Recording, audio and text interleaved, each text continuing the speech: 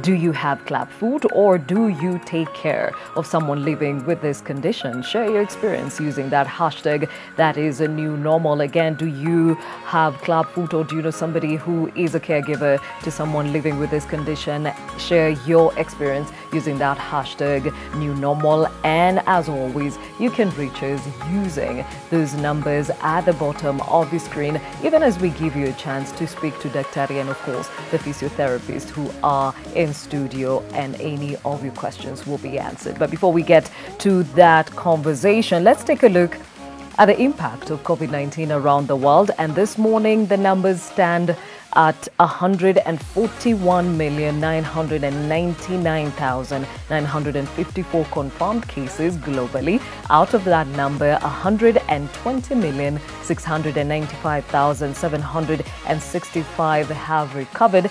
And unfortunately, 3,032,865 people have succumbed to COVID-19. In Kenya, as per yesterday's briefing, those numbers stand at 151,653 confirmed cases. Out of that number, 101,642 have recovered. And unfortunately, we have lost 2,481 Kenyans to COVID-19.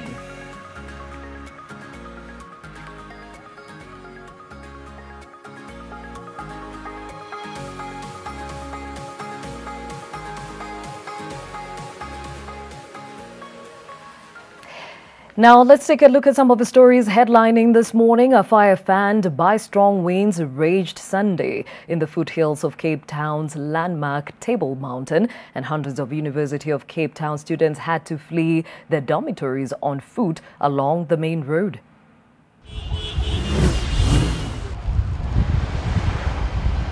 On campus is more than 10 fire vehicles currently. We have 3 buildings currently burning sporadically, but this one is a major problem for us. It's the library with lots and lots of old ancient valuables in the library, but the situation will unfold during the course of the night. From here I will head back to Ruland Street so that we can get to the necessary, more reliable information of what happened.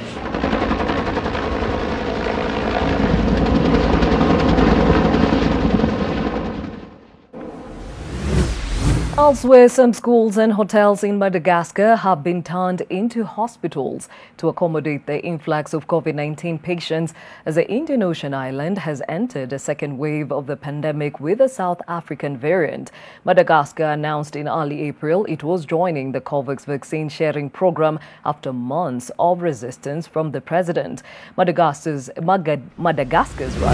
health minister on Thursday announced that the country had joined the COVAX vaccine sharing program following thorough and a recent pledge to roll out jabs after months of resistance again from the president. And vaccination has yet to begin on the Indian Ocean island nation, where President Andry Rajoelina took a hardline stance against jobs that most other governments scrambled to secure.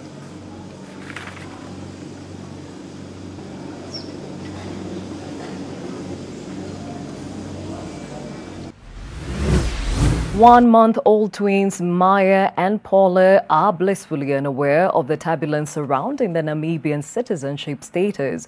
They are daughters of a gay couple born through surrogacy by a South African woman. Since their birth on March the 13th, the twins have not been able to rejoin their other father and brother in Namibia because the government wants the parents to prove their biological link to their infants in order to establish citizenship.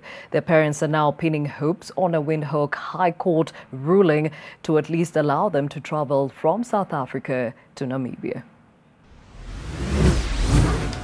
What our Home Affairs in Namibia requires is proof, genetic, so DNA test, proof that I as a Namibian father have a genetic link to the children, which they say in that case they would issue, the children with citizenship.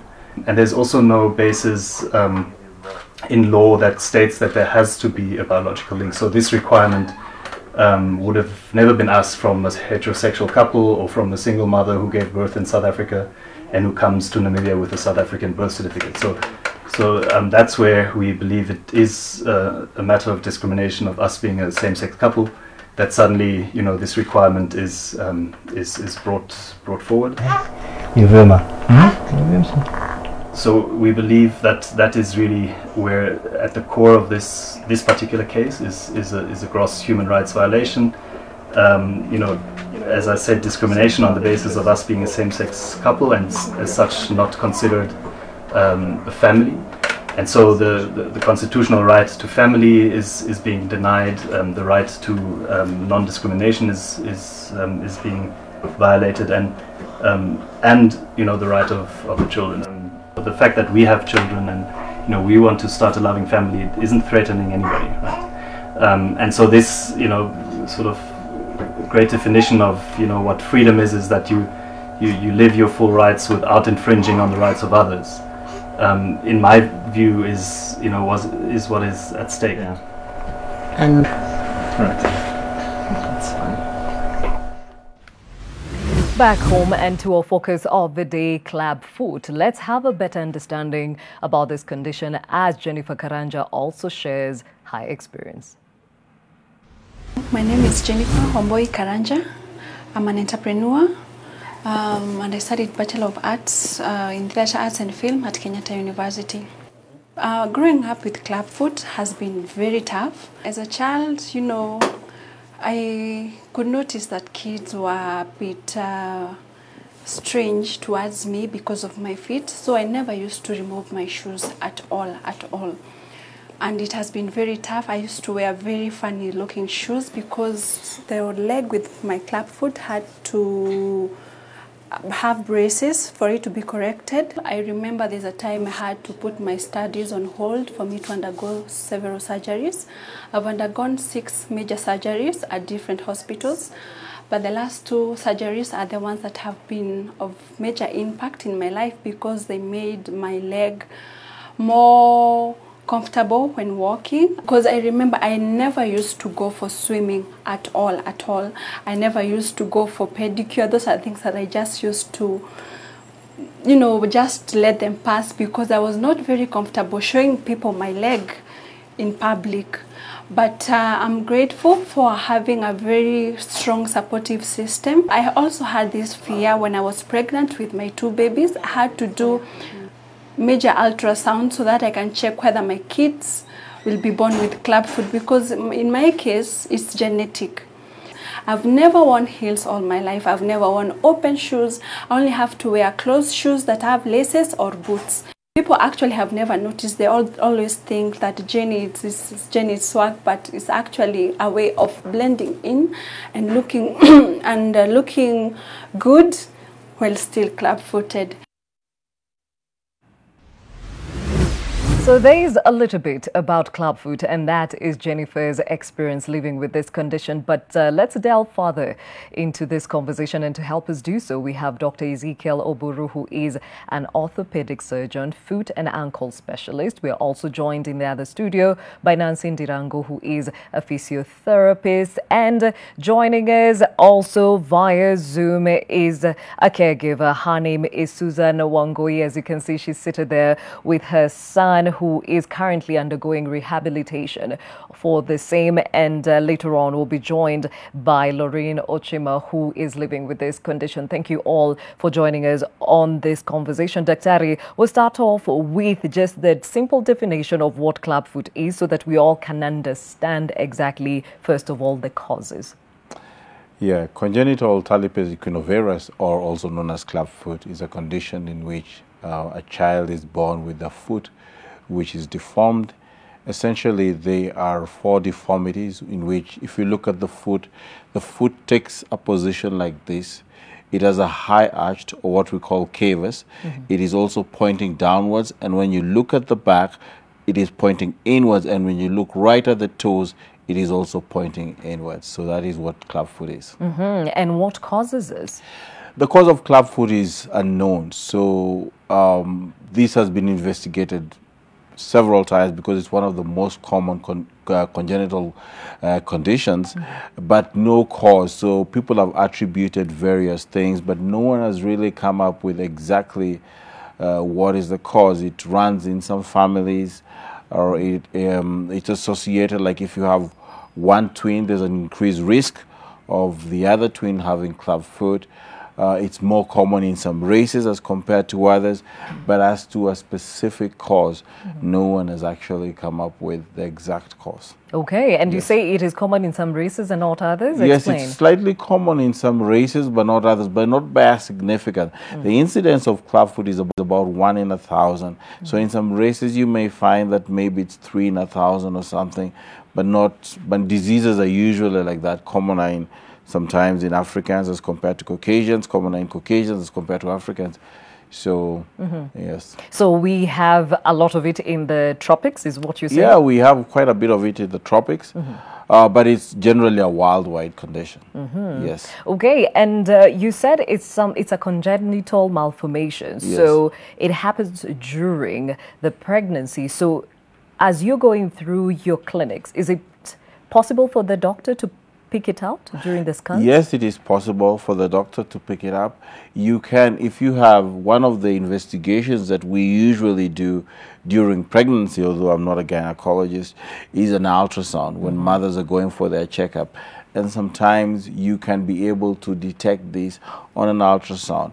And this can enable you at least to counsel the mother, because this is a condition, as you may show in your show later, that can be easily treated just with non-operative means. Yes. Okay, now talking about the risk factors, there's also the fact that it affects more boys than girls. Why? That there is no specific reason why it affects more boys than girls. Yes, but it's a known fact that the incidence is slightly higher in boys as compared to girls. Yes. Okay, let's hear from Nancy. You have walked with several mothers and their children through this journey, even as they seek help on the same. Normally, what is the biggest impediment to accessing that rehabilitation in the first place? I think, according to my experience and the way I've talked to so many parents, the biggest impediment is awareness. We are in Africa, where ignorance is a major challenge, and we have so many parents, including the mother, that is going to give her own experience that she didn't know what clubfoot is. So we need to create awareness, and we need to stop stigmatizing disability. Disability is not inability. It's only that people are different. And we have very many disabilities, but the percentage is lower compared to the whole population. If you talk to Dr. Oburu, who has experienced a lot of disability in orthopedic experience, orthopedic practice, you realize they are classified as reversible and some are non-reversible, while others can be rehabilitated. Rehabilitation means taking a person back to normal as much as possible, making them independent, making them able to function like any other person. And when you talk about lack of awareness, is it lack of awareness on the patient's side or the caregiver, or is it also even for the healthcare practitioners who help these women along with the pregnancy? Unfortunately, lack of awareness is amongst the whole population. You go to churches, you go even to the midwives, to the doctors. And actually, if you go to private hospitals in this country, they do not know where to refer their clubfoot babies. And so many people think it's a simple condition to align. Therefore, they do not give it the attention it deserves. Okay, interesting perspective there, and we'll be getting into that a little bit more of it, of course, later on. Let's hear from somebody who actually has experienced this. Susan Wangoi, if you can hear me, mtoto wakati alizaliwa ukaona akiwa na clubfoot, ulijua shida ilikuwa nini? Hapana, sikujua. So midwife ama nurse ndio alikuambia? Nurses ndio walikuja. Wanakujaga kwa wodi wakikuulisha mtoto wako ako na shida gani. So venye walikuja nikawaonyesha mguu, ndio wakaniambia hii mguu inatibiangwa na inapona. Okay. Endelea. Lakini mimi sikuwa nimewahi ona wala kusikia. So venye nilipata mtoto, nilisikia uoga sana. Nilikaa kwa wodi wiki 3 na hakuna mtu alitoka akiwa ameona hiyo mguu ya mtoto wangu. Hata marafiki zenye walikuwa wanakuja kuniona, hakuna mtu nilionyesha, hata bwana yangu. Isipokuwa ile wakati sasa mnaambiwa unabakisha siku 2 za kutoka wards, ndio huyo daktari sasa alikuja, anakujanga akikuuliza mtoto wako ako na shida gani. Nikamwambia, nikamuonyesha mguu. So akaniambia kuna kliniki inakuanga, utaenda kukiwa Friday, siku ya Tuesday utaanza clinic. Ndio nikatoka hiyo Friday nikaenda home. Huko ndio niliambia bwanangu ama nilimuonyesha mguu. Bwanangu aliniambia, hii mguu inatimbiangwa na inaponanga. So nikapewa namba ya Nancy, huyo daktari niko na yeye. Nikaambiwa nikikuja Pumwani nipige simu, nikampigia, nikaanza treatment. So venye nilikuja niliona kuna watu wengi sana na nilikuwa na uoga sana. So wakanielekeza, wakaniongeresha, nikaanza matibabu. Aha. Sasa huyu ndio mtoto wako wa kwanza ama? Niko na watoto 3, huyu ni wa mwisho. Okay, sawa sawa. Now, let me hear from Daktari. She says one of the legs has the club foot. Is it possible to have both legs? Yes, it is possible to have both legs. In fact, if one leg has it, one foot has it, then there's a chance that the other foot could also have it. I think the incidence is probably about 50% or something like that, off the top of my head. Yes. In terms of severity, what informs this? What do you mean? Severity, how bad can it get? There's some that have club feet that they can walk with, others that look like they're totally deformed. Yes, so it depends on a number of factors. When a child is born, there are certain things. There's what is known as postural club foot, which is not really club foot. It's due to the fact that the child was probably squeezed in the womb, and therefore the foot appears clubbed, but with time and just with a little bit of manipulation, not even with treatment, the foot is normal. And then obviously now there is what is some people refer to as fixed club foot, in which this one needs proper treatment. Now, even among the ones that can be treated, there's some which are also known as syndromic club feet. And in syndromic club feet, sometimes they have associated disorders. One of the disorders is called arthrogryposis, or they may have a problem with their back, something like spina bifida, and these are really quite recalcitrant to treatment, and these may progress to surgery. What also makes the deformity quite severe is clubfoot is something that in medical school we teach the students that, look, as soon as the baby is born, if the baby is born breech as they are coming out, you should be ready to cast the baby almost immediately. But when there's ignorance, like Susan has said or Nancy has said, sometimes it takes a while for the baby to start treatment. And then these are the conditions that may appear quite severe, but in actual fact, if they had been addressed early, would have almost been normal feet by now. Yes. And when you say by the time they're being born, the casting could happen immediately. Well, that is figurative. You know, to tell them, it's really to tell the medical students, to tell the practitioners that casting should start immediately. The serial casting should start immediately. There's something about the history of clubfoot management. In pediatric orthopedics, this has been one of the greatest successes ever in the discipline, because it used to be managed, by casting, but the incidence or the success rate was quite low.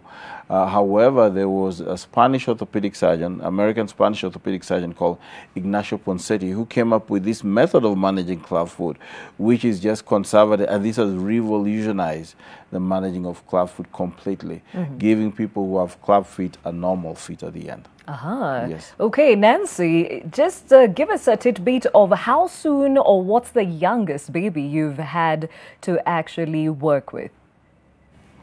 The youngest baby we have managed is 1 day. Oh. Because we encourage the babies to be referred immediately for casting. As Dr. has told you, though clubfoot is very easy to manage, the recurrence rate is quite high because the abduction stage, the stage where we maintain the foot after correction, is so long. It takes more than 4.5 years to maintain the foot so that we can train the leg, the new normal. We can train the leg from stepping on clubfoot to stepping on the normal. And because of that, we have challenges with recurrence. And we need to emphasize on early management, early casting, because as you can see in this model, the model is a small foot. But when you look at this other model, there are so many bones, and there are also so many muscles, so many ligaments and tendons that are attached to these bones. And because of that, the technique, the science, the physiology, the way the body changes itself to normal is complex. And that is why we maintain it for so long after correction. We have some muscles that come all the way from the calf. The calf is this part of the leg. There is a muscle that comes all the way from the calf to the ankle, to the foot, to the heel. And so we have to maintain it for so long, and we have to start very early before the bones and the muscles become strong enough to resist, become strong enough to make the contractures harder to break. When I talk about contractures, if you look at the way this foot is, it means the muscles and the ligaments are aligned the wrong way. It means they are tight, they have pulled to the inside, and we have to train them to pull to the outside using the abduction and the abduction braces. Okay, and we'll get more details from you in as far as the rehabilitation process is concerned. Let me hear from Susan. Susan, wakati ulienda hospitali, walifanya mtoto nini kitu cha kwanza? Wakati tulienda, kitu ya kwanza unakaitwa seni, unaambiwa kuhusu hiyo ugonjwa. Na unaambiwa mtoto wako atatibiwa na atapona. So ndio wanafunga mtoto plaster. Anakuambia wanamfunga miezi 3 plaster. Wanamfunga miezi 3. Ukimaliza miezi 3 anafanyiwa kitu inaitwa tonotomy. Kufanyiwa tonotomy kuna mshiba wanakata na hapa nyuma. Akishakatwa hiyo ya hapo nyuma unafungiwa tena wiki 3. Hiyo ya miezi 3 unafungiwa after every Tuesday na ni lazima uende every Tuesday miezi 3. Hiyo ndio kliniki ya kwanza. Wakimaliza hiyo miezi 3 unaenda unakatiwa msiba na hapa nyuma. Kuna kitu wanakatanga inaitangwa tonotomy. Wakishakata hiyo unafungiwa sasa hiyo wiki 3. Hautaenda every Tuesday, utafungiwa wiki 3. Akishafunguliwa hiyo wiki 3, kufunguliwa hiyo wiki 3, alafu unapewa kiatu. Kuna kiatu unapeangwa ni ya shuma. Hiyo kiatu pia utamvalisha miezi 3. Saa hiyo mtoto anakaa chini. Anza kutambaa. Sasa hiyo unamkaisha na hiyo miezi 3. Akikaa na hii miezi 3 atakuwa tu anakaa chini. Hiyo wakati ajaanza kutambaa. Akifungwa hii miezi 3 tena anatolewa hii miezi 3 ikiisha. sasa utakuwa unamvalisha hii akienda kulala jioni. Namvalisha hii sasa akianza kuenda kulala jioni. Sasa hiyo unaona hiyo miezi imeisha. Ukimtoa hii sasa ya miezi 3 atakuwa ameanza sasa kutembea. Anajishikilia akitembea. So hii utakuwa unamvalisha akienda kulala jioni. Jioni peke yake akilala. Asubuhi unamtoa. Ukimtoa kuna ile kiatu tunaambiwa tumvalishe, si kiatu ya kawaida. Kuna ile kiatu inaitagwa boot. Kama hii amevaa saa hii. Ndio anavaa kushinda nayo the whole day. Si viatu flat, kaviatu ka boot, ameinuka na hapa nyuma. Ndio unamvalisanga. Sasa hii utamfunga miaka 5. Na kila kiatu ikikuwa dogo unarudi unabadilishiwa na wanaangalia hiyo mguu ama unamfunga vizuri mpaka amalize miaka 5. Sasa huyu wangu ako na miaka 2 na miezi 9 na mguu yake inaendelea poa. Na ni madaktari wazuri, niseme hakuna kitu mtu anaitishangwa hata ndururu moja. Tangu mwanzo mpaka mwisho. Hiyo kazi yote ni kazi ya bure. Bora tu fare yako, na ni watu wazuri na washukuru sana. Kwa sababu unajua wamama kuna venye unaendanga hosi, unapata daktari fulani hayuko, unasikia haujadhirika kwa sababu kuna ule daktari anakutibu unapenda. Lakini hawa si hivyo. Wenye najua wote napatanga 3. Ukipata mwenye unapata anakuhudumia vizuri. Na hata ukipata mama na huko aulizwi umetumwa na daktari mgani ukuje huku, iko wapi barua yenye umepewa ya kukuja huku. Hapana, wanakupokeanga vizuri sana na wanakutibu. Kwa sababu kuna mama mmoja nishaipeleka na akatibiwa. Pia yeye alikuwa anafungia mtoto kwa nyumba kama mimi. Hata mimi huyu wangu ningesalia hosi ingine isipokuwa Pumwani, angewahi onekana na watu kwa sababu hiyo kitu mimi sijawahi ona. So venye niliona nilisikia uoga. So nilikuwa najiuliza kwa ploti nitakuwa nakaa aje, nitakuwa namtoa aje. So wenye wanasalia na huko na wajui hii kitu inatimbiangwa wako na shida nyingi sana kama mimi. Lakini mimi na Aya, utatuambia kuhusu stigma na yale umepitia pia wakati mwingine, lakini kwa sasa daktari, she's talked about at some point after some few weeks there's something they cut at the back of the leg. What is that? Yeah, so first let me congratulate her. That was a very good rundown on how you manage club foot. I hope my medical students would have been here to listen to that. But essentially what she said is how we go about it. Now, the serial casting, it varies from place to place. It can actually take about 6 to 7 weeks. But like in her case, it took up to 12 weeks. And then she was being seen weekly. In some places, they see you just every week. Now, at the end of the serial casting, there is what is known as the Achilles tendon. The Achilles tendon is the tendon you can feel at the back of your heel. And that sometimes just requires a small nick, which can be done in the clinic. We call it an Achilles tenotomy. Tenotomy is the cutting of a tendon, and it's the Achilles tendon. And that allows the foot to go what is known as plantigrade, or to go flat.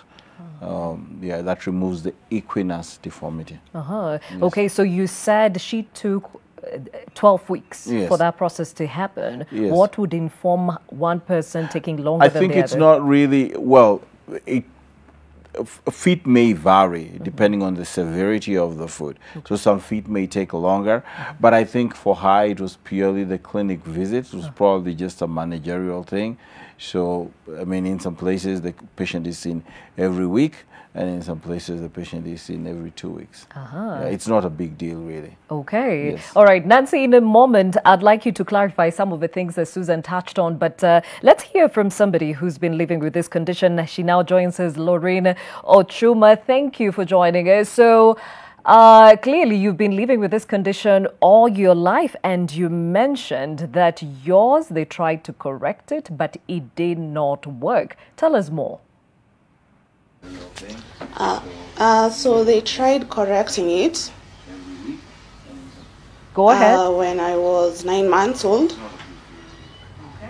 And it did not really work. Because they started treatments at Aga Khan Hospital. So 9 months I stayed with the casting, and then after 3 months I went back. They repeated the process, but it wasn't working till I reached 1 year. And then after that is when I was referred to Kijabe Hospital, the Cure Center. I was around 5 years by then, by the time someone referred me there. And I had 2 surgeries on each leg, and they repeated the process, the casting. They gave me a plastic kind of shoe that I was to wear with another shoe, and it still did not work. Yeah. Okay. Did you ever go back to find out what exactly they said could have caused it reversing? No, not really. So you never got that information? I didn't really, yes, to find out the cause. Only when I was 21 years old, when I was diagnosed with arthritis. When I was 21 years old, when I was diagnosed with arthritis, is when I was sent to Cure Center again from Nairobi West Hospital. And they suggested a surgery to prevent my bones from crushing. Something like that, yes. But I never took the surgery option. Okay. Now, in your case, is there anyone else in your family who has this condition? No, no one. All right. Now, Daktari, explain that. Why would some go through the process and it's corrected, but others, in her case, they do not get the... Yeah. So, one, I don't know how old she is. So the management of clubfoot has changed quite significantly. Originally, the serial casting that was done followed a principle by a surgeon, also an American surgeon from Atlanta called Kite. And the success rates were significantly lower compared to the Ponseti method. So a lot of children who have been born with clubfoot over the last maybe, let me say 10 years or 10 to 15 years have really benefited from the Ponseti method. The experience of the healthcare practitioners who manage clubfoot has also increased. In the past, it was something that only doctors used to manage, but now most of the people are physiotherapists or even occupational therapists who manage it, and the doctors just have to deal with the recalcitrant cases. So it's really difficult to say why HAS did not work in the first place. It could have been either the experience of the medical personnel, or it could have also been the nature of the deformity itself. Some cases of club feet are recalcitrant. Not many, but some are. Like the conditions that I informed you about, arthrogryposis or spina bifida. But also, one of the important things, and I think that Susan mentioned it, and also Nancy did mention it, is very, very important in the management of clubfoot is compliance.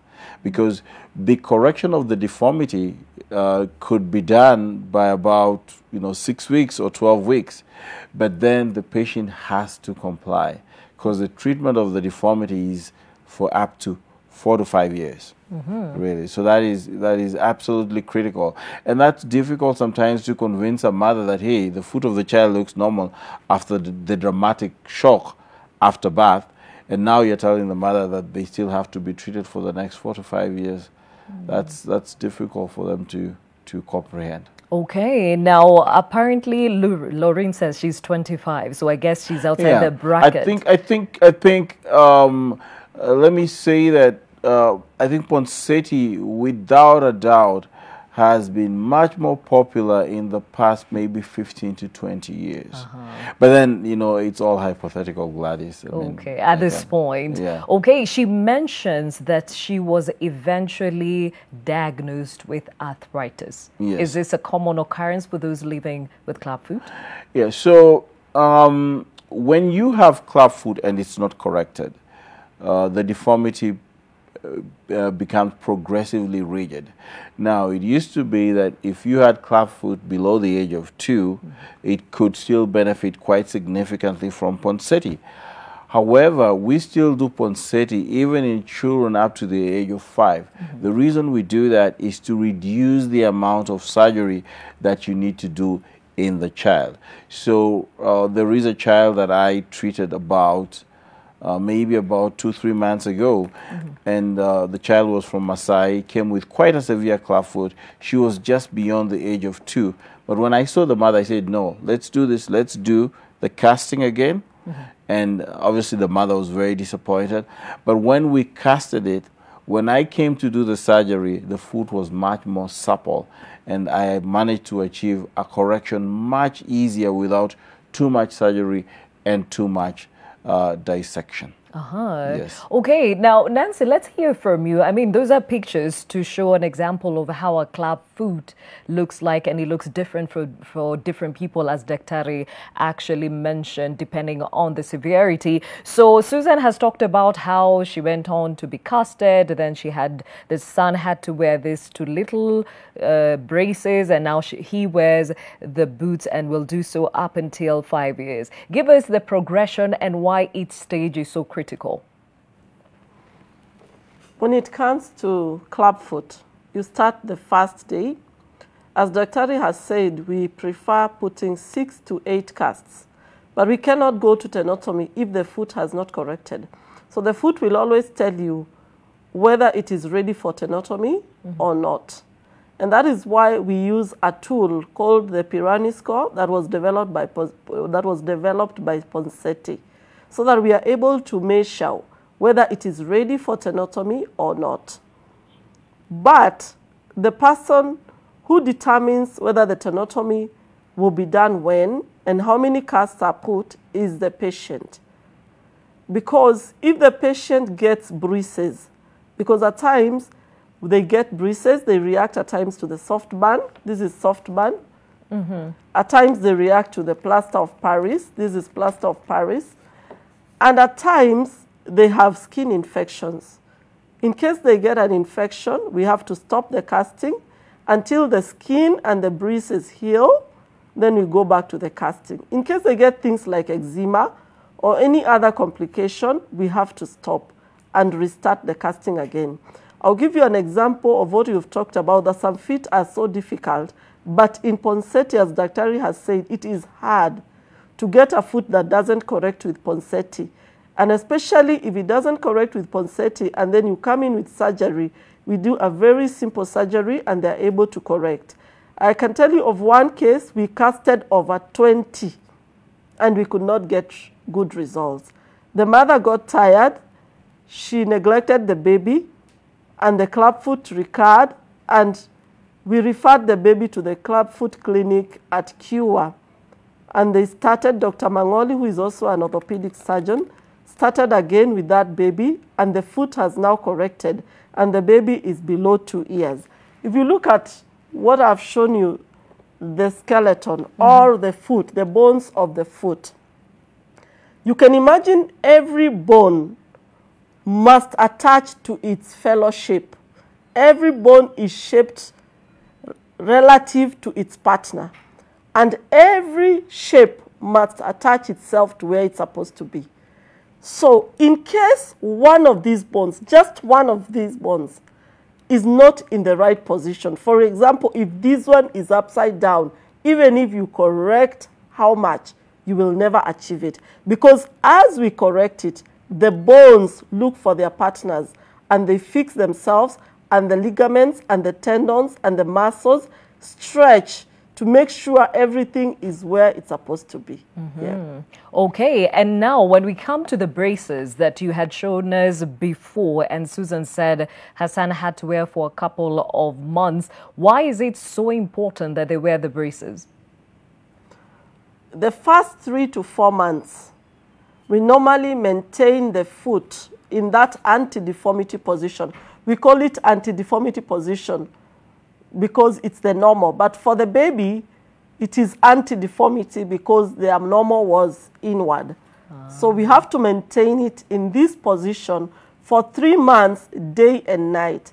Why do we do that? To reduce the recurrence. Why do we do that? To train the muscles, to stretch the tendons, to stretch the ligaments, and to make sure that if there is a bone that had not gotten its partner so that it locks, they are able to find each other as the babies move the limbs. And that is why we use the abduction brace. This abduction brace, if you look at it, it is opposite of the clubfoot, and it is put beyond the normal, because anti-deformity means that you have to pull. The muscles work as groups. When this muscle is pulling, the downward muscle is pushing. So the push and pull must balance. So we have to make sure the anti-deformity position is stronger than the clubfoot. And that is why we maintain it for 3 to 4 months. Once we are sure, why do we do it 3 to 4 months? There are those who come after 4 months and you realize the score, after 3 months, and you realize the score is still poor. You have to add another month. And when you add this month, if you realize the score is still poor, you have to consult and agree, because clubfoot management is a multi-professional approach, and you have to agree as a team. How are we going to correct this foot to the best of our knowledge and to the best interest of the patient? And after the 4 months, we do night braces only. Why? Because we are now sure that the muscles are balancing. All we need to do is to make sure recurrence does not occur. All right. Well, that is quite a concise explanation of why each of these processes are important in the rehabilitation of a clubfoot. Now, remember, our question of the day to you is, do you have clubfoot? Do you know somebody who is catering for someone living with this condition? And what are your challenges? Share your experience. That hashtag is new normal. If you can have some of that feedback on the screen, all right. For now, we don't have it, but remember, those numbers at the bottom of your screen is your chance to ask any question either to Daktari or to the physiotherapy, even as we understand this condition a bit more. Let me go back to Laureen. So you underwent surgeries and this was never corrected. Now you live with arthritis. What are the challenges with now the condition as is, and what do you wear? Do you still wear the boots, we're being told? And what are your challenges? So living with clubfoot, the challenges basically were shoes. Finding shoes are really hard. Were really hard, and I think my mom wasn't really exposed or given options as out or what will be comfortable. So now that I'm grown and I buy my own shoes, what I'm most comfortable in are Crocs. And you talk about the shoes were a problem growing up. Give us an experience of when you were in school especially. What were the options? So when I was in school growing up, the options were butter shoes, taffies. And normally taffies are really stiff. So what we normally did was put tissue papers on the angles where I had clubfoot, where it's really bent, so that I prevent the pain. Oh, wow. And that was you throughout primary school, high school? Yes, that was me throughout. All right. So what did it stop you from doing? I mean, I'm assuming there's some things you couldn't do as well as the rest of the students? I think just I couldn't run as fast as other students. Yes. So that means I couldn't participate in sports or PE. Yeah, I couldn't climb upstairs for too long. because I will get tired really quick. I think those were just the major things that made me different from the other kids. Okay, and Susan mentioned that if she never had her baby in a hospital where she was told about club foot and the fact that it was reversible, she probably would still be hiding her child. Your parents, did they accept this and help you along from the get-go? Yes, so luckily both my parents are born-again Christians, so they kept believing there was a reason why I had club foot. So they were really positive about it. They kept trying to bring me up in a way that I feel I'm normal like other children. They encouraged me to go out. Yeah, so they really never hid me away. So they really exposed me and tried me to do everything that everyone did. Okay, let me hear from Miss Susan. Susan, mtoto akiendelea na matibabu. Sasa umesema anavaa boots alafu zile chuma wakati tu anaenda kulala. Watu wakiona tu miguu twake tunakaa different, wanasemaje? Saa hii ukimuona huwezi ona different. Ako sawa. Aha. Na sasa Saa hii endelea. Saa hii akivaa hizo boot, hata ukimuangalia huwezi jua. Ila tu mimi tu ndio najuaga. Lakini wewe mtu wa kawaida huwezi jua hata kama alikuwa mgonjwa. Hata wengine wananiulizanga, wakati ulikuwa unakuja chasi na mtoto wako akiwa na bandage alikuwa amefanya nini? Na waambianga sasa alikuwa venye alikuwa mgonjwa. Sasa ukimuangalia mguu unaniambia alikuwa mgonjwa wapi? Sasa ndio nakuelezea. Lakini hiyo wakati singekuelezea. Hata venye nilikuwa naenda kanisa na yeye akiwa na plasta, ukiniuliza nilikuwa nakwambia alianguka kwa kiti na alikuwa mtoto mdogo sana. Sasa maswali ya kuniuliza alianguka kwa kiti hiyo na nyamaza, lakini saa hii nakwambia ukweli. Na ni nini ilikuwa inafanya ufiche? Kwa sababu ulisema baba mtoto aliaccept condition akakwambia wanaweza tatua. Ni nini ilikuwa inafanya ufiche? Nilikuwa na uoga nyingi sana. Unajua maneno ya wamama. Ukiwaelezea wanakuambia hiyo ni kulowa, hiyo ni laana, hujapelekewa mahali. Vitu kama hizo. Sasa sikuwa nimeelewa, lakini saa hii hata nikiona mama ako na mtoto kama huyo nampeleka Pumwani straight. Kwa sababu nimeelewa sasa ni nini hiyo na ni kitu inaponwa. Sikuwa nadhani atapona ama hiyo mguu itakuwa straight. Sababu ilikuwa imejikuja kabisa, hata socks ilikuwa inaingia. So hiyo kitu ilinistua, lakini sasa venye alitibiwa niko na hiyo kitu ya kusema wanatibia. Na nimeona tulikuwa wengi. Nilienda nikakuwa member sasa. Watu wakikuja ni mimi nawaonyesha mtoto anafanyangwa hivi, anafanywa hivi, anafungwa hivi na kuonyesha sasa huko. Okay.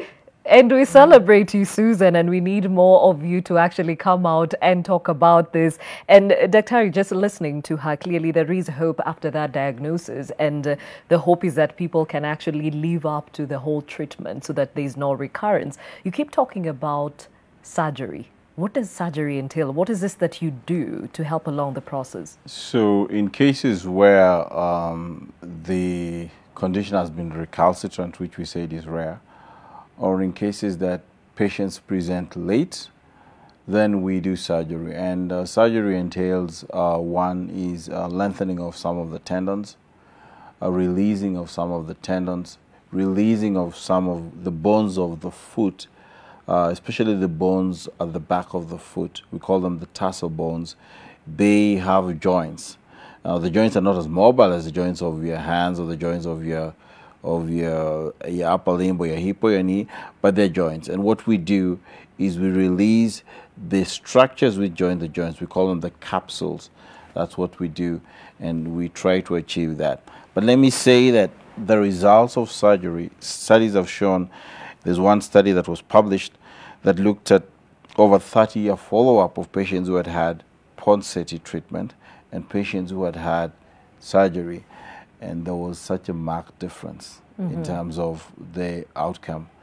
Patients who had Ponseti treatment, they move on to become normal in terms of function of the foot and everything.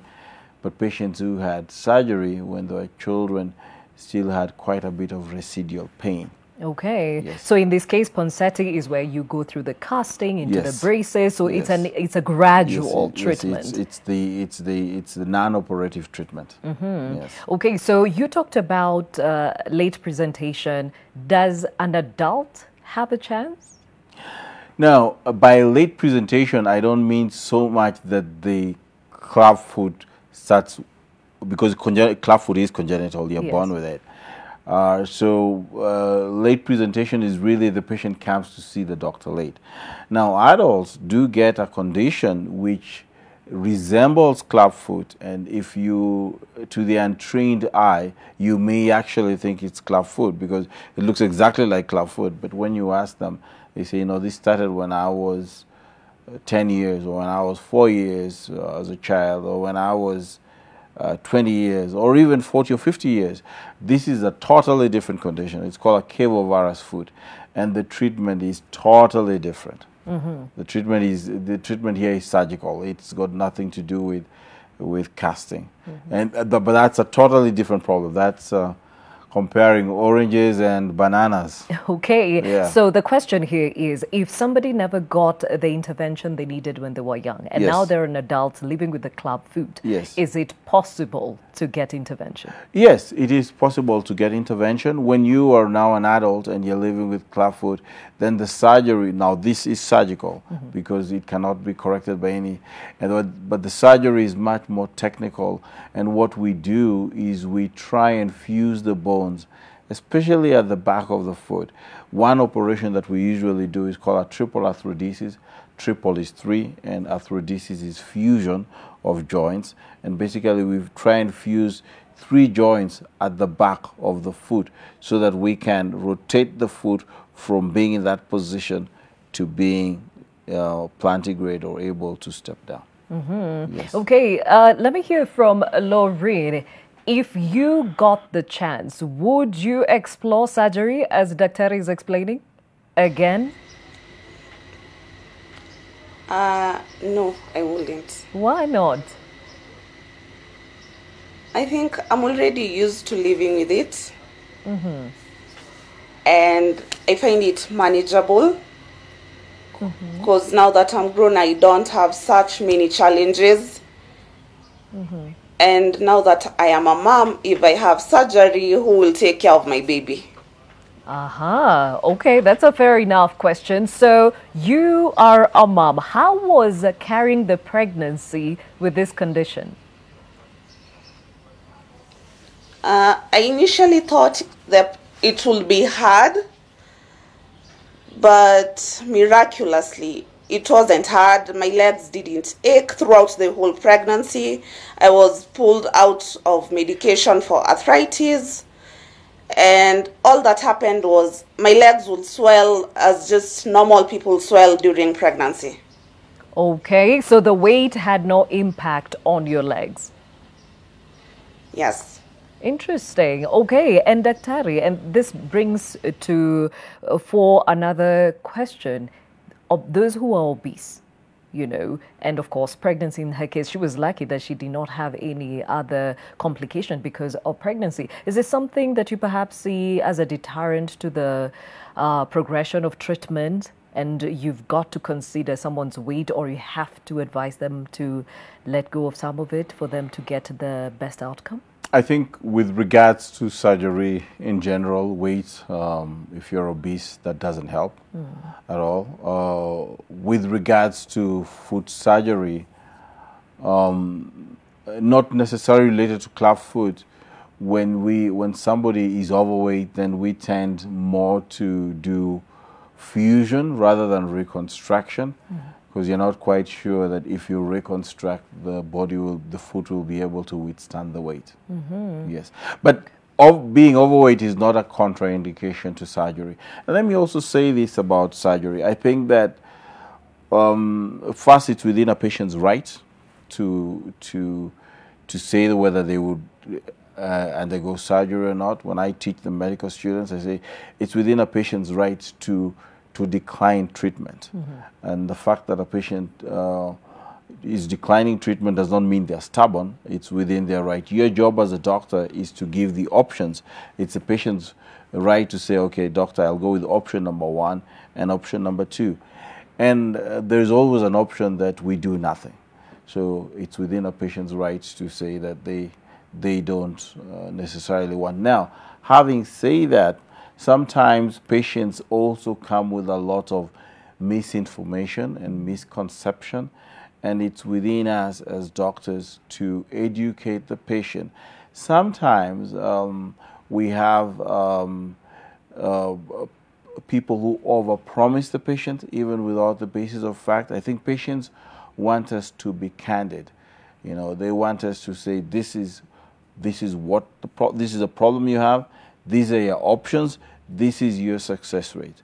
But you find some doctors may tell patients, hey, everything is going to be nice and dandy. And then after the surgery, the patient says, well, this is not what you told me. Okay. All right. When we come back from this short break, we'll definitely talk about the treatment and rehabilitation a little bit more, because we've had a few places mentioned in as far as where you can go for this help. And but before we get to that break, we would ask you on the question of the day: do you live with club foot? Do you know somebody who is giving care to somebody living with this condition? What is your experience? That hashtag is a new normal. And we have Kamau Wanjogu who says, why is this disease not common in fast world? Is there something they do that is not done in Kenya during prenatal? All right, that's a good question. And we have Wycliffe Osango who says, good work, Nancy. What is the population of persons with clubfoot in Kenya from the 2019 Kenya Bureau of Standards report? Apart from stigma and discrimination, what other barriers do persons with clubfoot face in Kenya? Well, when we come back from this statistics, when we come back from this break, we shall actually answer these and other questions. We'll be right back.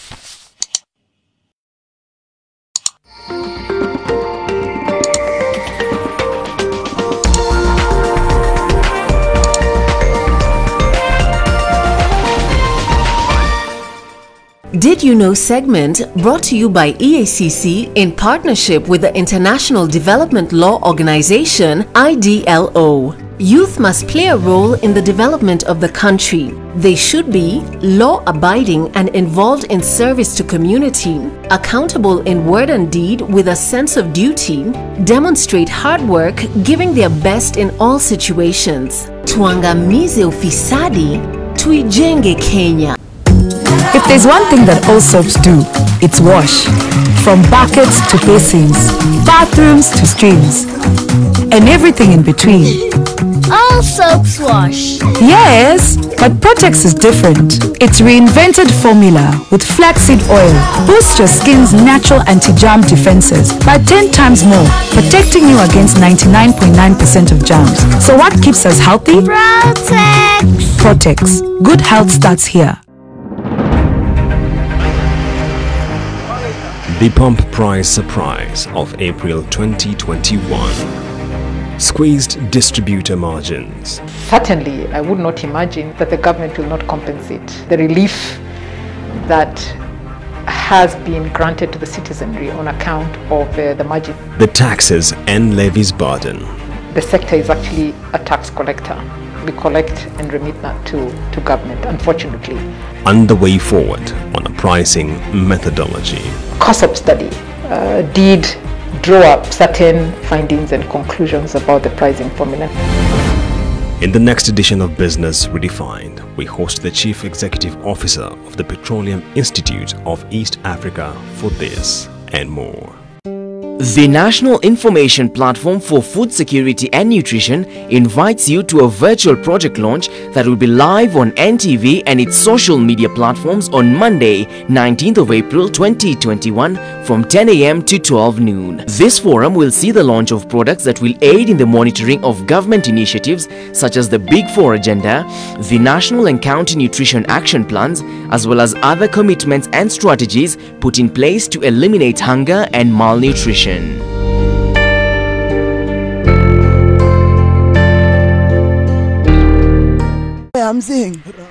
Mzing ni aje? Nataka jo kujiuliza mjamaa jo alidiscover jo sambu inafai kuwe na kona 3. Samosa. Aimedu nini? Inakuwaga na kona 3 sana shindwa kwani hata discover ya kona 4 lini. Mzingwe zimekuraru. Acha hiyo triangle atafuta hata kama ni pentagon. To get samosa, dial *811*928#. Skiza na Nation.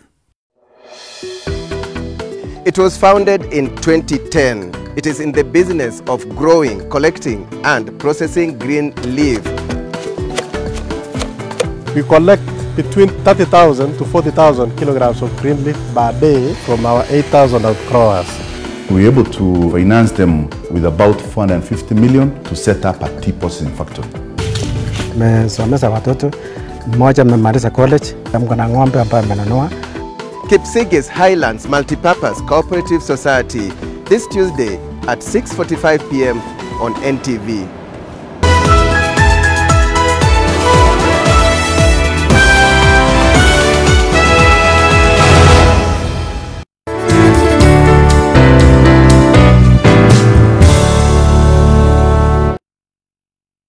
Try Panadol Advance for relief from headaches, body aches, and fever. With Panadol's Optizorb formula, the tablet gently breaks down in the stomach, quickly absorbs, and starts providing pain relief in 15 minutes. For fast and effective pain relief that you can trust, try Panadol Advance.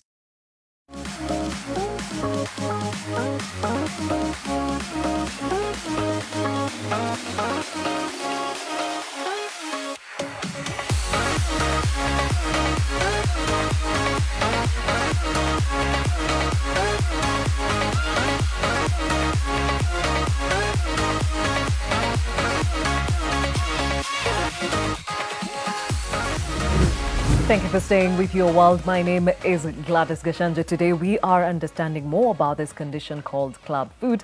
Helping us with this is Dr. Ezekiel Oburu. He's an orthopedic surgeon, foot and ankle specialist. Nancy Ndirangu, who is a physiotherapist. Lorraine Ochima, who is living with club foot. And Susan Wangui, who is a caregiver to a son with the same condition. And he is currently undergoing rehabilitation for the same. Now, back to Lorraine. There's actually a question here to you, and it's a lady who asks, now that you said you have learned to live with this condition and the challenges it comes with, did you find an impediment, especially when it came to your social life growing up? Yes, because I think it's normal if you have a disability or anything, you will feel different from other kids. It's something you can't really control. So at a point you will face depression, anxiety issues, and you won't be as confident as the other kids. Yes, and you'll feel isolated. It's when you're younger, kids are not really the kindest human beings. They will tell to you as it is, things like ukona mguu kombo, just rude statements, yes, that affect you growing up. And now you grew with this, perhaps got a tougher skin. Into your adulthood, has this changed or you just brush it off? Into adulthood, I don't think it really affects me because walking, people stare, people tell me sorry. But I think now I brush it off because I'm used to the stares, I'm used to the staring. Because they never ask you what happened or anything. They just tell you, they assume you've gotten hurt at the moment, so they tell you sorry, or they just keep staring for a long period, which is uncomfortable, but you just brush it off. Would you say the support you got from your parents went a long way in helping you deal with the stigma? Yes, I will generally say my parents and my siblings, for them all having a normal straight leg, I think their support was the best thing that happened, and a couple of friends. They accepted me for who I am. Okay, and Nancy, I'm asking this question because it is normal for any patient, whether adult or young, at some point to deal with the stares, to deal with the critics, to deal with people who wonder what happened to them. As you are doing the rehabilitation, do you also consider the psychosocial support? As I told you, Clubfoot is public partnership. It's called private-public partnership with HopeWorks International. This is an organization that was sought by AICQA because of the challenges they had with management of Clubfoot. As Laureen has said, we used to manage it before, but not using the Ponseti method. So we had so many people with Clubfoot walking around, and they had to look for a solution to eliminate Clubfoot, not only in Kenya, but in Africa. I've actually done a video with HopeWorks on Clubfoot. And this public-private partnership, they do not only incorporate the physiotherapists and the doctors, they incorporate the counselor. In our clinic, we have a counselor who is a community health worker, sponsored by AICQA, and most of them are pastors, because there is a lot of spirituality associated with disability. So the pastors, you can imagine she's a pastor, she's a community health worker, and trained in counseling by AICQA or HopeWorks, so that they take our patients through the treatment regime and work with them along the treatment. They also take their telephone number. We follow our patients. They sign a consent for treatment for 5 years. So it's a long process. It's a journey. It is tough. Like someone has asked, what is the impediment? We have to deal with patients who have come from private hospital. They want to pay, but there is no uniformity in treatment. This treatment is only available in public hospitals because we have, HopeWorks has interests as a donor. AICQA has interests as a private hospital. Other private hospitals have interests. So they cannot be able to partner with other private hospitals because they have the same interest. So this PPP, public-private partnership, is what has really helped because we have incorporated all the components of care. And we really don't care how much the patient will spend. What we care about is the management of the foot, is to bring the foot to as normal as possible, is to make this baby and the parents feel wanted in the community, to demystify the fears, the myths, the mysteries, the spiritual. So much is around disability, and we need to come out of it. Okay, and Susan, ulisema wewe sasa unaelewa ni nini mtoto anapitia, na pia unaambia, unahimiza wamama wengine pia wapeleke watoto wao na wamalize hiyo treatment. Huwa mnapatana wapi? Ni hospitalini ama mna support group? Mnapatana kama chama ama? Hatupatani kama chama. Tukienda hosi tunapatananga huko. Pia nimekwambia kuna mama mmoja tulipata na yeye mtoto. Yeye ana sariaga wake private. So venye tulizaa, nikaishi kumpigia simu, nikamuuliza nikuje kwake, akaniambia hapana, nikuje siko. So wakati nilitoka nje kama miezi 3 hivi, nilienda nikampata kwa duka yake. Ako na duka. Nikaanza kumpe story ya mtoto wangu. Hatukuwa tumeshaionana. Nikaanza kumpe story ya mtoto wangu, venye nilimzaa, venye hako. Sasa hapo akaniambia, umefanya vizuri. Unajua kwa nini sikuambiangi usikuje kwangu? Nikamuuliza, akaniambia hata huyu mtoto wangu ako na shida. Na hajawahi onekana na mtu, hata sister zangu isipokuwa mama yangu. Sasa akaniambia wacha nikuletee muone. Sasa venye mtoto alikuja, alikuwa miguu imeenda hivi. Akisimamishwa hivi juu, anaanguka. ukimshimamiza miguu inakaa aje, na ni mnono, alikuwa mnono sana. Nikamuuliza, kwenye unaendaga kliniki unaambiangwa aje? Akaniambia madaktari wanamwambia mtoto wake ni mnono sana, wacha akonde waone kama taacha kuweka miguu hivi. Immediately nikapigia Nancy simu. Nancy nikamwambia kuko hivi na hivi na hivi. Akaniambia leta huyo mama kesho. Huyo mama akaniambia hata wangesema leo tungeenda. Nikampeleka mimi, nikatoa fare yangu, nikampeleka baka kwa Nancy Pumwani. Akaanza treatment hapo. Mtoto akaanza kutimbiwa. So hiyo kitu ukiona mama anafungianga mtoto kwa nyumba, mtu mwenye anasanga mtoto ajielewi unamfungia, si kupenda kwa huyo mama, ni kukua ajielewi na ajuangi hiyo kitu inaweza tibiwa na ipone. Unasikianga uoga kwanza. Ukijiweka uoga, huyo mtoto huwezi muonyesha watu. Si nilikwambia sasa nilikuwa mimi nashindwa. Huyu mtoto atakuwa anakaa aje kwa plot? Watu watakuwa wanashida wakiniuliza nini? Hata nikienda kanisa venye nilikuwa naenda na yeye akiwa amefungwa plaster, akiwa anaonekana na mtu, nilikuwa nashika mtoto wangu hivi, nikiambiwa leta nikushikia umechoka, hapana, na unajua hiyo plaster ni msitu. Staki ugongwe na ako akirusha ako kamguu hivi kakungonge. Staki uniulize ni nini amefungwa. So nilikuwa nakaa na mtoto wangu nashika mimi mwenyewe. Venye alitolewa plaster sasa miezi 3, nikaona mguu sasa imeanza kunyooka, mguu imeanza kukua mzuri. Sasa hapo ndio nilianza kuambia watu kienye mtoto wangu alikuwa amegojeka sasa. Sasa nikakuwa open. Nikisikia mtoto wako mgonjwa pahali hivi, mama ananiambia kuja uone, nimeleta 2 3 na nse anajua nimewalete na wametibiwa. So hiyo ni kitu inaponangwa. Aha. Sawa, sawa. And Daktari, I mean, just listening to both Lorraine and Susan, there's a lot of misinformation. I think we had mentioned that. And what they're saying goes to underscore the same. The question is, even with the public-private partnership that Nancy is talking about, do we have camps in the mashinani where these women can actually be, you know, told or given the help they need? How does it work?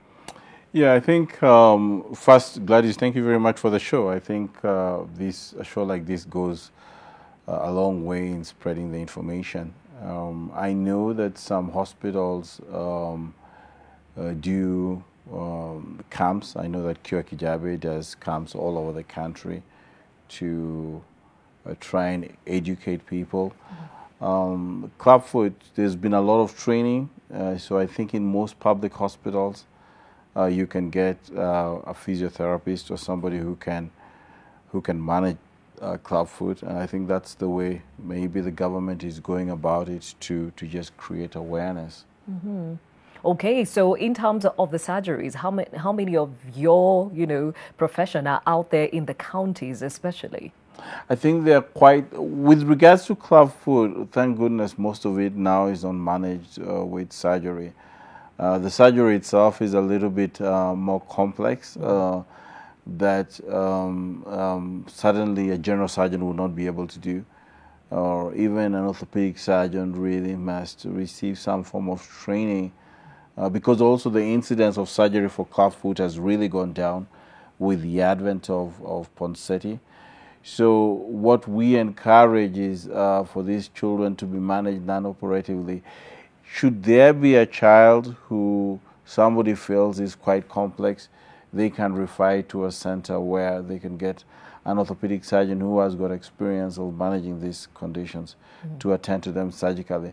But it's not the kind of surgery that I would advise any orthopedic surgeon who thinks that because they can do this operation or the other operation that they should just delve into, because, you know, this is long term. You're operating on a child who is 2 years, and like Lorraine said, you know, this child is going to have this food for the next 50, 60, 70 years.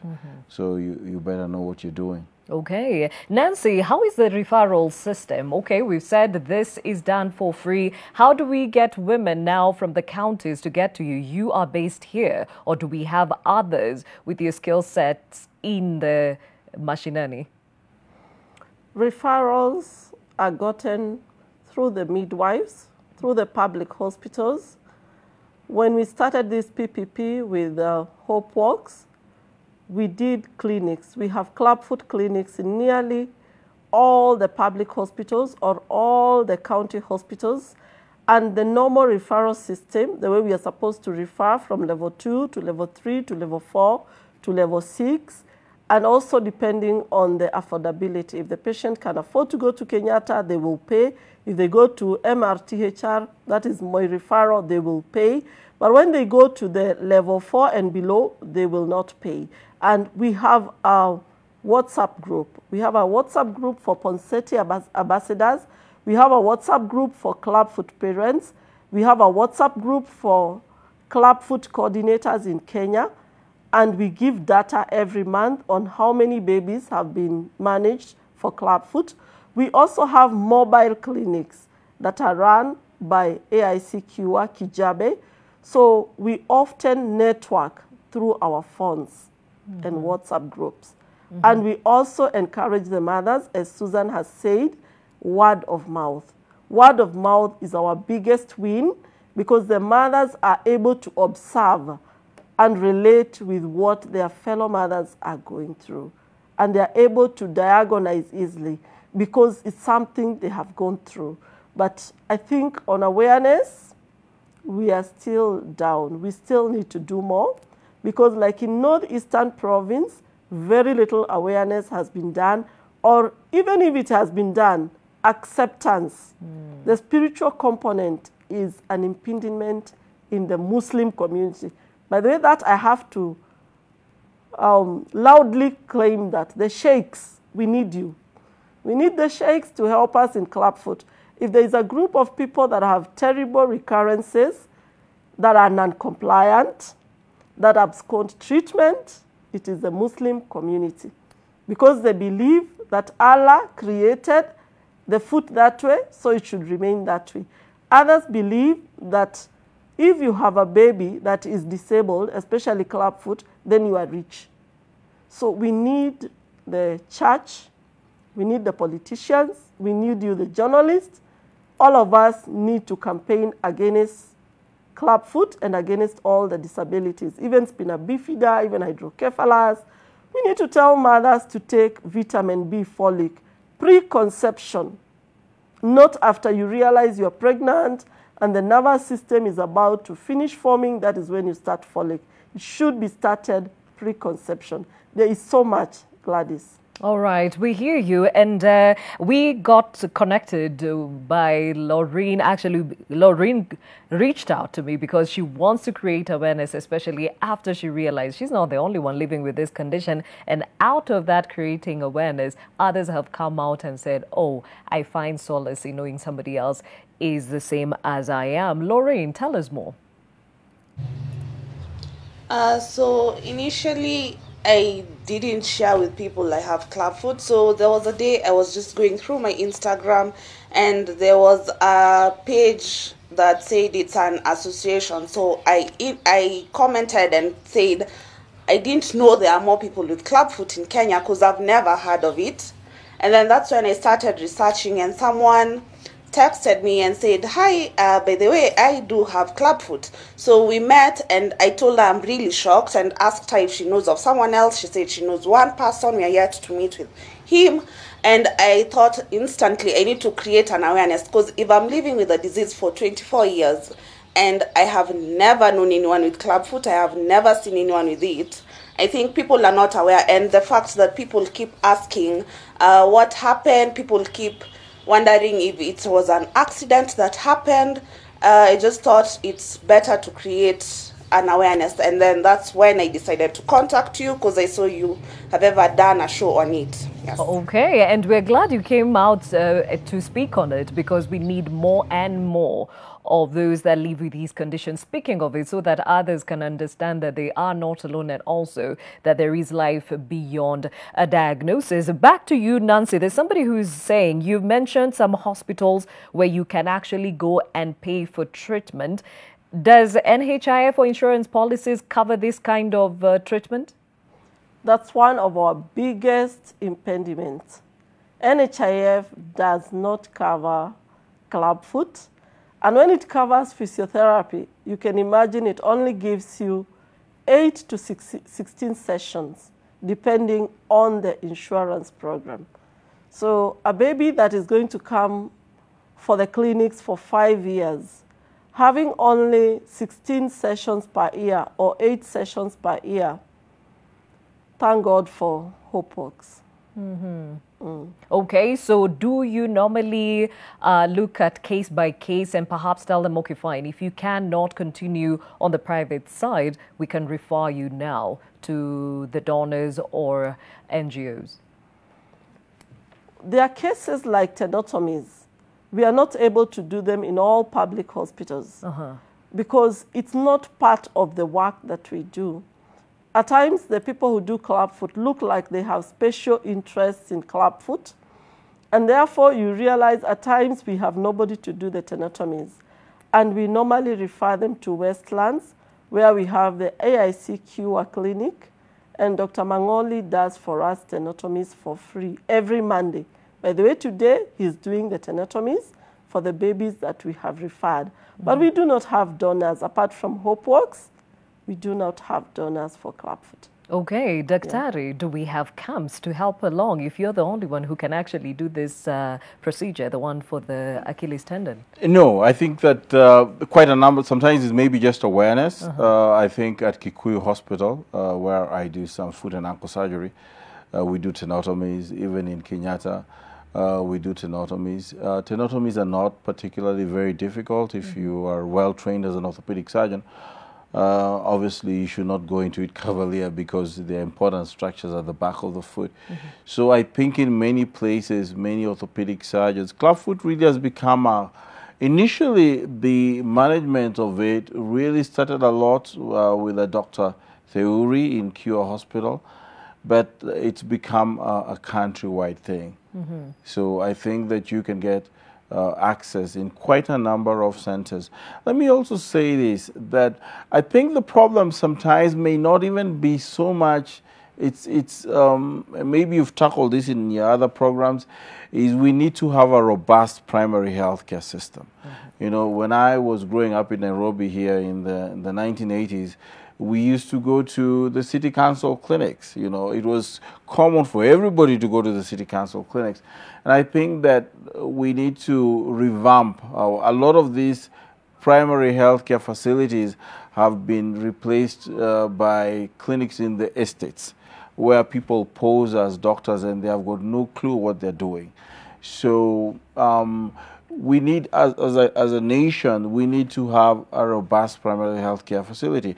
One of your viewers asked, is clubfoot there in the West? How come we don't, there's a lot of clubfoot in the West. I mean, I learned how to treat clubfoot in a Western country. But they have such a good primary health care system that when the baby is born, you know, they have checkups in the house.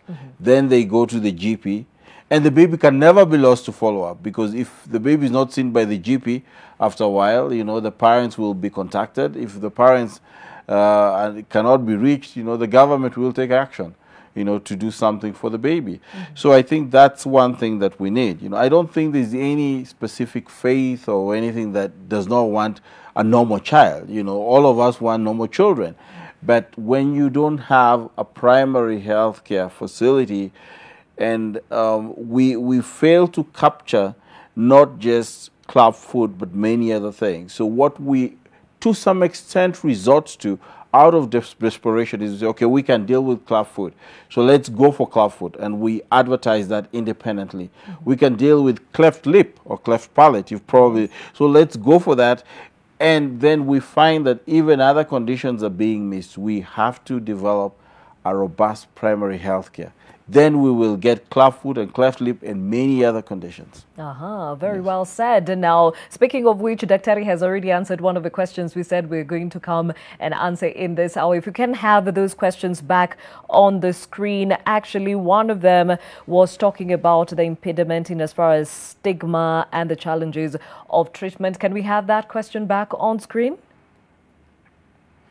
Good work, Nancy. What is the population of persons with club foot in Kenya from 2019 KBS report? Apart from stigma and discrimination, what other barriers do persons with club foot face in Kenya? Nancy? I've already answered that. We have 1 baby to 1,000. 1 to 1,000 babies with club foot in Kenya. At times it goes to 1.4 to 1,000. And the impediment, we've talked about the uniformity, training and awareness, and Daktari has emphasized we need to go back to primary health care. Even me, when I qualified, I used to do community-based rehabilitation. So we need to promote health down there. We need to pass knowledge.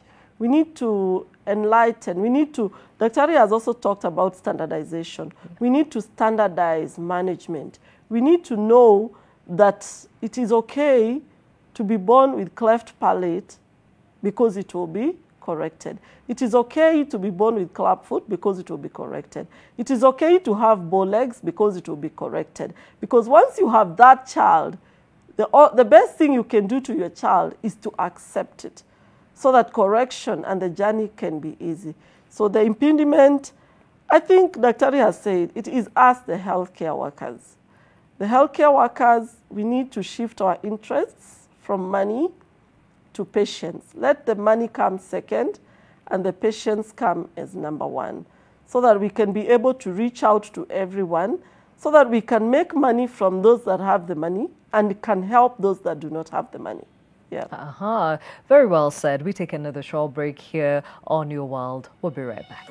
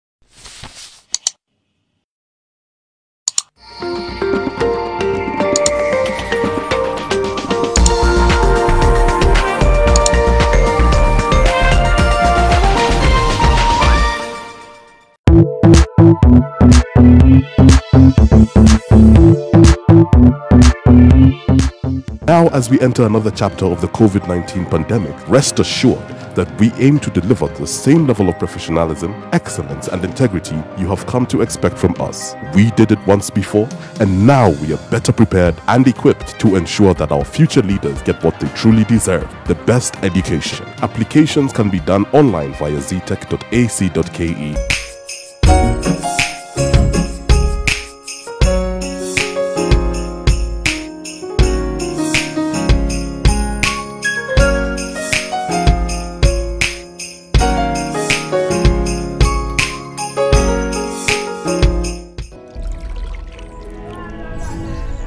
Just 1 capful of Dettol is enough to disinfect surfaces and protect your family and your home.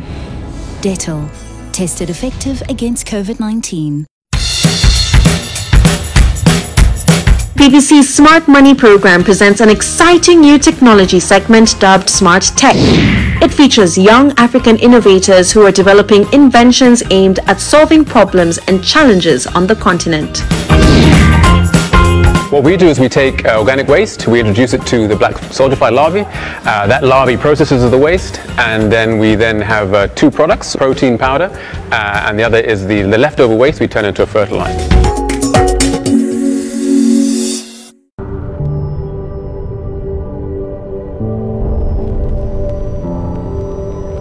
Beat sensitivity pain fast with Sensodyne Rapid Action for clinically proven relief in 60 seconds. The National Information Platform for Food Security and Nutrition invites you to a virtual project launch that will be live on NTV and its social media platforms on Monday, 19th of April 2021 from 10 a.m. to 12 noon. This forum will see the launch of products that will aid in the monitoring of government initiatives such as the Big Four Agenda, the National and County Nutrition Action Plans, as well as other commitments and strategies put in place to eliminate hunger and malnutrition.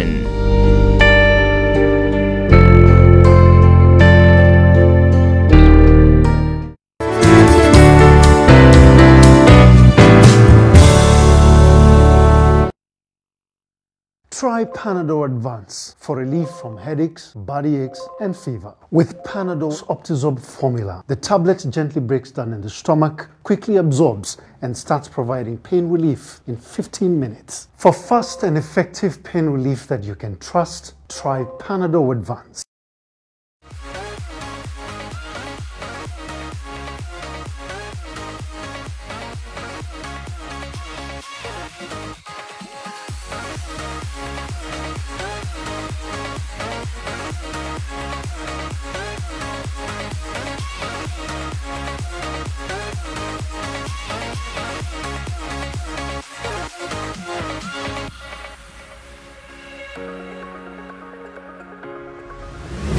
Thank you for staying with Your World. My name is Gladys Gachanja. Today the conversation is on club food, but before we get back to it, let's take a look at the other world. Now, Universal Studios Hollywood reopens to impatient theme park fans in Los Angeles after remaining closed for more than a year due to the COVID-19 pandemic. However, the Universal's theme park is following the government's 25% capacity restrictions, and certain rides are yet to reopen.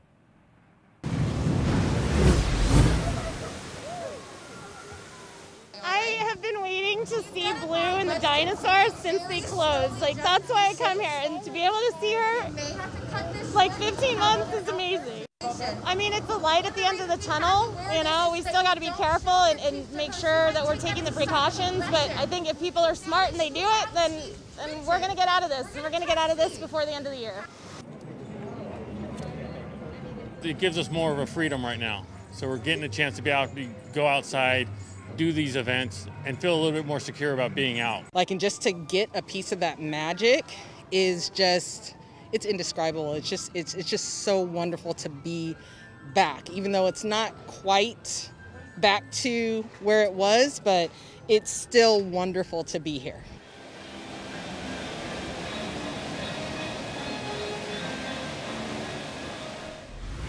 Elsewhere, every spring, roses bloom in the Saudi Arabian western city of Taif, transforming pockets of the kingdom's vast desert landscape into fragrant pink patches. And for 1 month in April, they produce essential oil that is used to cleanse the outer walls of the sacred Kaaba, the cubic structure in the holy city of Mecca, towards which Muslims around the world pray.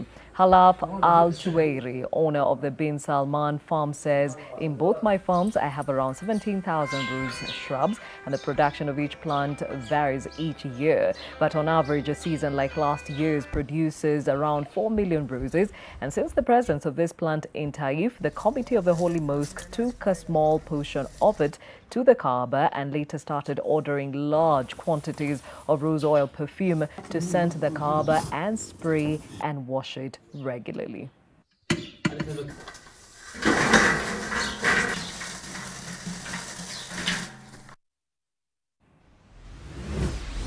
Lebanese Dr. Riyad Sakiz says he can help curb COVID-19 globally. As he speaks inside Beirut airport, one of his secret weapons is wagging its tail next to him. Specifically, trained sniffer dogs can detect COVID in a person in a few seconds, including in very early stages when a PCR test would yield a negative result. The cotton pad is dropped in a glass container, which is in turn placed at the small end of cones that flare open on the other side of the partition. Pacing down the row of cones on their handler's leash, the dogs poke their muzzles in each one, and if a sample is positive, they stop and sit in front of it, waiting for their treat. Sakiz explains that the accuracy and speed of the dogs' testing skills should be a key to stemming the spread of the COVID-19 pandemic.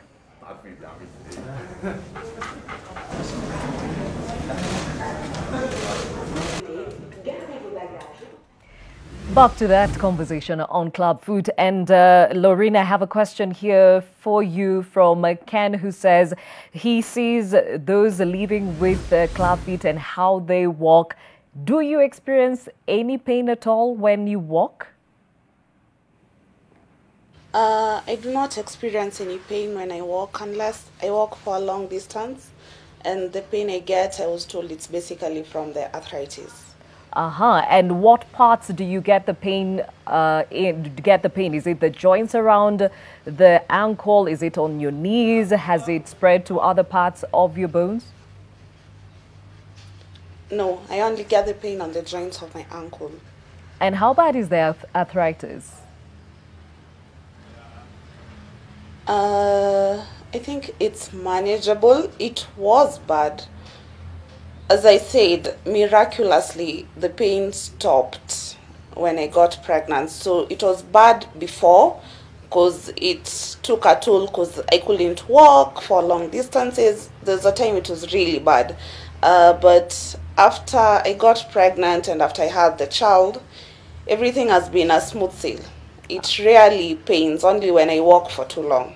I see. Now, Daktari, there's somebody who's saying apart from being prone to arthritis, that there is also a risk of developing the same due to constant surgery for those that underwent surgery?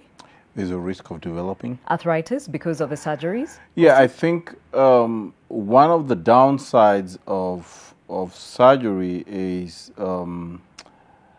just the extensive scarring that you get in the foot, and that can lead to quite a bit of pain. The other thing is inadequate correction, especially if you don't have adequate training about the surgery. You're operating on a baby's foot, and so you really need to know the structures. If you don't know the structures, you will not, for fear, you will not correct adequately. Then the third thing that we said is a study that quoted that followed long-term patients with club foot and those who had non-operative management, and it showed the non-operative management were much better. But let me also encourage Lorraine that if the pain becomes unbearable, there are certain surgical procedures that can be done to alleviate the pain. Now, like we said before, surgery is entirely the choice of the patient, but surgery is not bad, and there are times when surgery can significantly improve your symptoms. Yes. Okay, and Nancy, there is a question here. Are there specific factors you take into consideration before deciding to rehabilitate a patient? Are there specific? Are there specific factors you take into consideration before you say you're going to take up a patient? As I told you, we have a tool called the Pirani Score. We check, if you can see the charts, there are charts we've put on the wall. They tell you how we score, and then we make a decision. Is this an idiopathic club foot? Is it a postural club foot? Is it a complex club foot? Is it neglected? We normally check all those things. We also check whether they have underlying conditions like arthrogryposis. There are others that we call syndromic, whereby their fingers are either joined. There are many, many conditions that are also an addition, or club foot is a complication, or club foot is a symptom of those disorders. So there are so many things that we check. We have to have a diagnosis. And when we are not able to get a diagnosis, that is when we involve people like Dr. Oburu. We refer to them so that they help us make a conclusive diagnosis. You cannot manage a patient without knowing the cause, without knowing the diagnosis, because the treatment regime of every condition is very different. Okay. And again, we had mentioned that a diagnosis or a child being born with this condition does not mean it's the end of the road. As you've had, there is hope in the rehabilitation and somebody actually keeping on with the same process. And actually, those who have lived with this condition and are superstars today, Damon Wayans, if you have a picture of him, the American actor and comedian, actually was born with a club foot. Steven Gerrard, the English soccer player, yes, he has played football for so long, and he too was actually born with a club foot, which brings me to this question, Daktari. Does corrective surgery achieve a normal look and functioning foot? Does it always, will it now become like a normal foot, like you never know anything was wrong? It can. But let me say that not as much as non-operative treatment. Okay. Yeah, not as much as non-operative. There is a difference between having a foot that looks normal and having a foot that functions well. You could have a foot that looks pretty much normal, but the function may not be as good. And that's where Ponseti beats surgery hands down. Now, there are times when we have to do surgery. And I operate on club feet from time to time. I operate more on adults, so I operate more on cavers feet much more frequently. For every maybe 20 cavers feet I'll do maybe 1 or 2 club feet.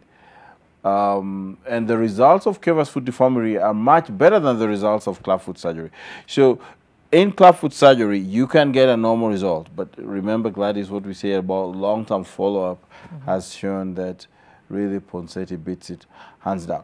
Now, this is not a Western country. Obviously, our resources are limited. So we will get patients who will present late. But like Nancy has said, we need to still refer them for Ponseti so that the amount of surgery that we do is reduced or limited, even in that specific foot. Okay, and in as far as engagement in co-curricular activities, there is somebody who says, would a child go on to become the footballer? We've said Gerard was, was born certainly, yes. Especially if you've had non-operative treatment, it gives you almost a normal foot. Even patients who've had surgery, you can proceed to have a relatively normal foot because surgery is not all the same. Now, when I trained quite a bit a long time ago, initially in club foot surgery, the surgery was a standard procedure.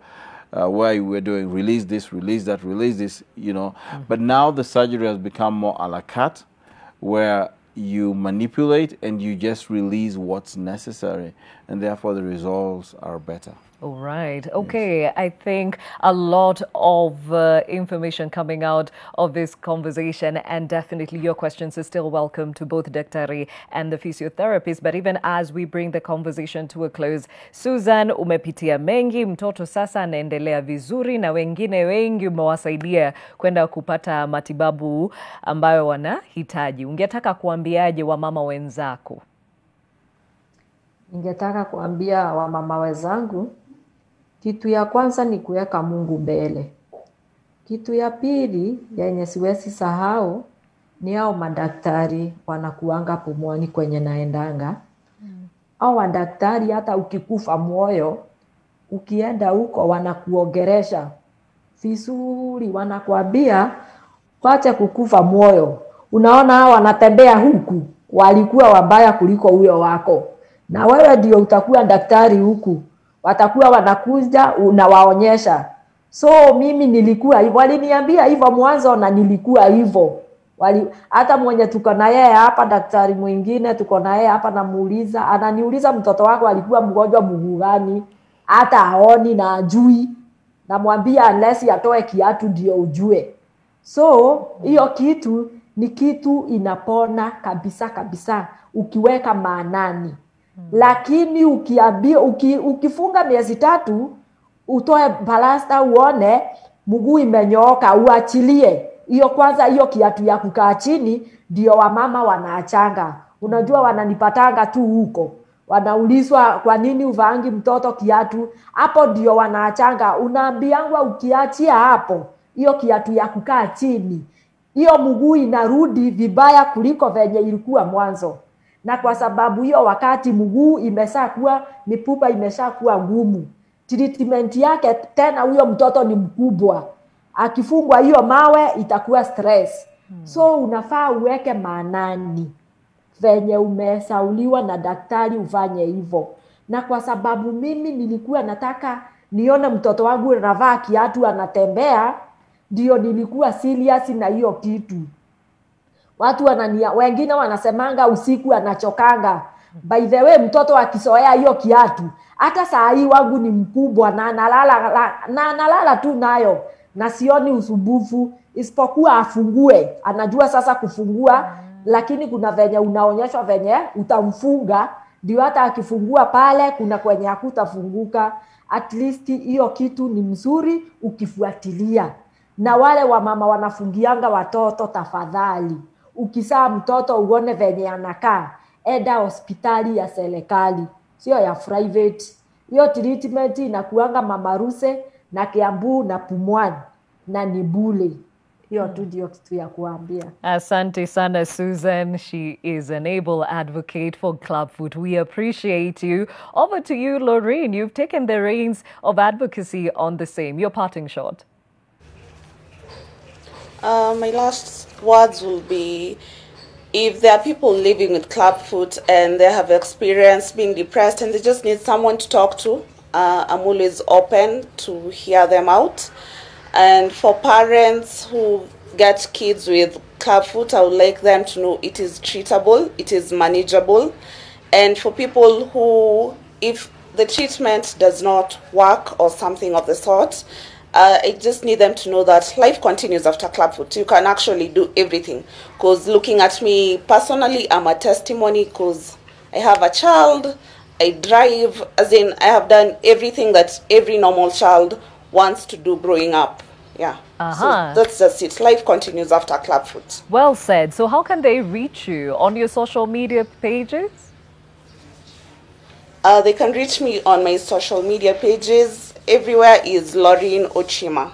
Okay, and that's Lorraine with a Y, right? Yes. Okay, so L-O-R-Y-N-E Ochima. Okay, Yes. Thank you for your time, Lorraine. And of course, Nancy, I mean, you're very passionate about creating awareness on the same. Your parting shot. I would first want to thank you, Gladys.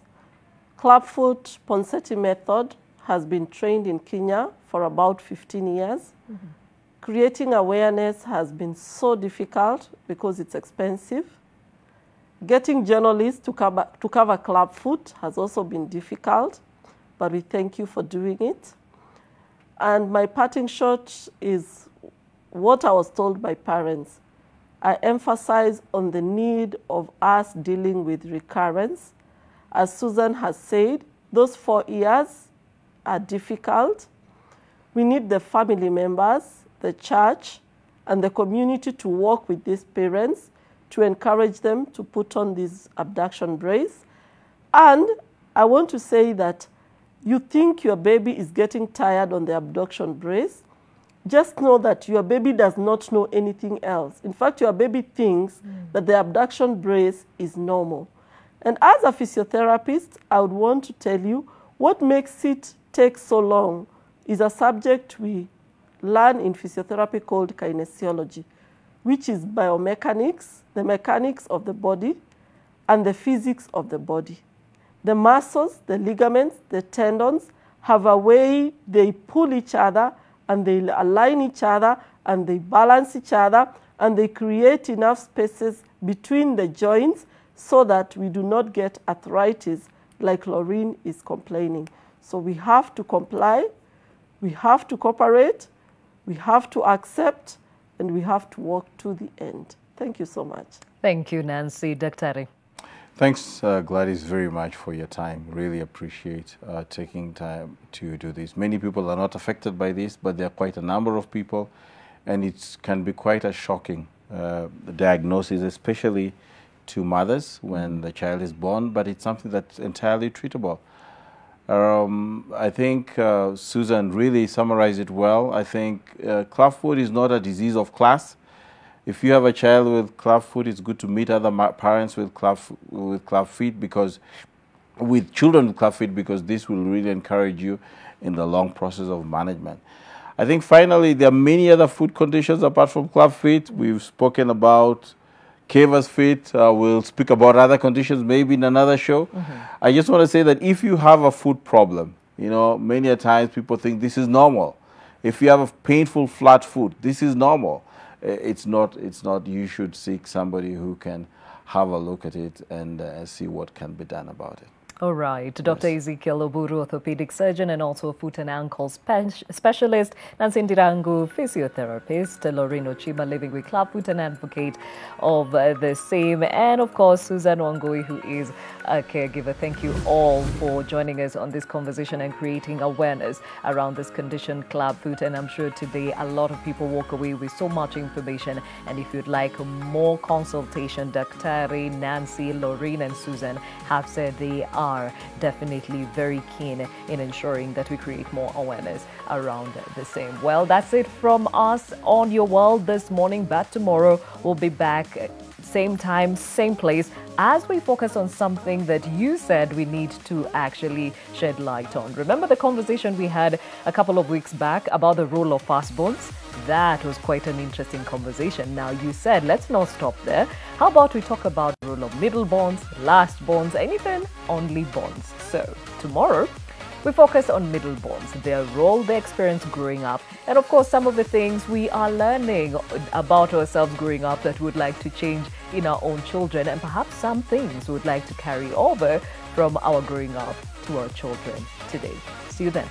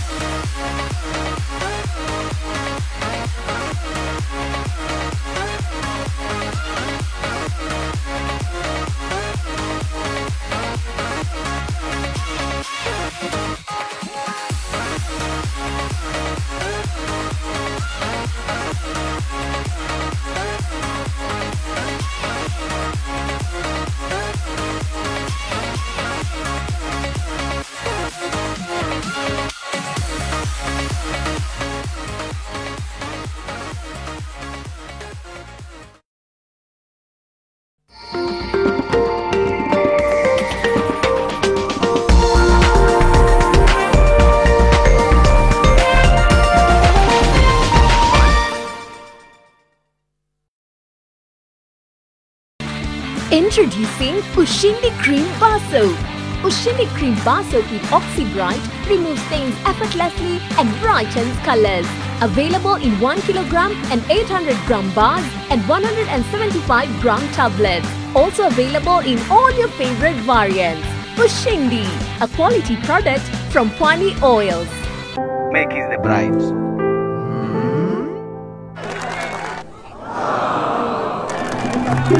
Get 500 MB free kila siku and never miss a moment. Mboga mboga mboga. Mboga mboga mboga. Managu. Mchicha. Sukuma. Mchele. Mboga. Mchele. Mchele. Kwani mchele ni ukali? Hapana. Mchele ni nini? Ni mboga. Mboga mboga mboga. Mchele. Mboga. Managu. Mboga. To get